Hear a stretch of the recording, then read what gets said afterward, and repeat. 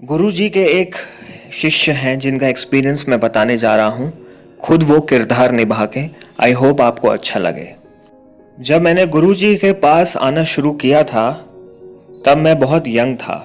मेरे फ्रेंड्स, मेरी फैमिली मेरे गुस्से को लेकर मुझे अच्छी तरह जानते थे। स्पेशली जब मैं कुछ गलत देखता था तो मुझे बहुत गुस्सा आता था। जब मैं गुरुजी के पास आया तो गुरुजी ने मुझे गुस्सा कंट्रोल करने के लिए कहा। उन्होंने सिंपली मुझसे कहा, पुत्र गुस्सा नहीं करना, और मैंने वो बात माननी शुरू कर दी। शुरुआत में बहुत मुश्किल हुई, लेकिन कुछ सिचुएशन ऐसी थी जहाँ पे गुस्सा आया, पर गुरु महाराज जी की कृपा से मैंने गुस्से को कंट्रोल कर लिया। जब मैं गुरुजी से नेक्स्ट टाइम मिला तो गुरुजी ने मुझसे पूछा, पुत्र गुस्सा तो नहीं कितना?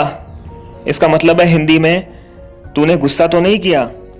जैसे जैसे टाइम बीतता गया मेरा गुस्से पे कंट्रोल बढ़ता गया और मेरा गुस्सा कम होता गया। एक बार एक ऑटो वाले ने मेरी स्टेशनरी कार को पीछे से टक्कर दे मारी, तब भी मुझे गुस्सा नहीं आया। एक वैन गुड़गांव स्थान के लिए यूज होती थी जिसमें कभी कभी गुरुजी भी ट्रैवल किया करते थे। उसका स्टीरियो खराब हो गया था तो मैं वो गुरुजी के परमिशन से वो स्टीरियो अपनी शॉप में ले आया था ठीक करवाने के लिए। 3-4 दिन गुजर गए और मैं वो स्टीरियो के बारे में भूल गया। जब मुझे याद आया तो मैं स्टीरियो ढूंढने लगा।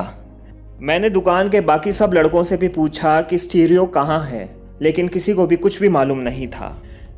जब 2-3 दिन बाद वो लड़का पकड़ा गया जिसने स्टीरियो चोरी किया था तो मैंने कस के थप्पड़ उसको मारा, और जब मैं दूसरा थप्पड़ उसे मारना जा रहा था तो ऐसा लगा जैसे किसी ने मेरा हाथ रोक लिया हो। मुझे बहुत बुरा लग रहा था क्योंकि मैंने पूरे 2 साल के बाद गुस्सा किया था किसी पे। उसी दिन की शाम को जब मैं गुड़गांव गया तो गुरुजी ने मुझे देखते ही पूछा कि पुत्र तूने गुस्सा तो नहीं किया? और मैं शॉक था, पूरे 2 साल के बाद, और उसी दिन पूछा कि जिस दिन मुझे गुस्सा आया था। पहले तो मैंने ना कहा, फिर जब मैंने उनको सच्चाई बतानी चाही तो उन्होंने मुझे कहा कि मेरे पास आके बैठ जा, और वो बिजी हो गए दूसरे से बात करने में। जब वो थोड़े से फ्री हुए तो मैंने सोचा कि अब मैं उनको सच्चाई बता देता हूँ, लेकिन उन्होंने मुझे चाय लाने के लिए बोल दिया। जैसे जैसे टाइम बीतता गया तो बहुत लेट हो चुका था। मैंने सोचा कि घर में कॉल कर दूं।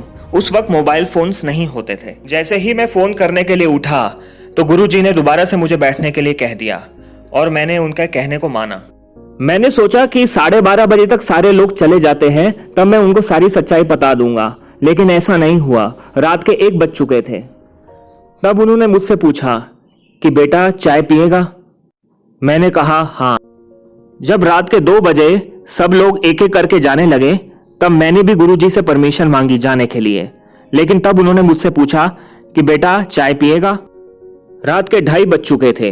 तब गुरुजी ने मुझसे कहा कि बेटा आज के बाद तेरी दुकान के गल्ले से कोई भी तेरे सामने पैसा ले और फिर मुकर जाए तो उसे माफ कर देना।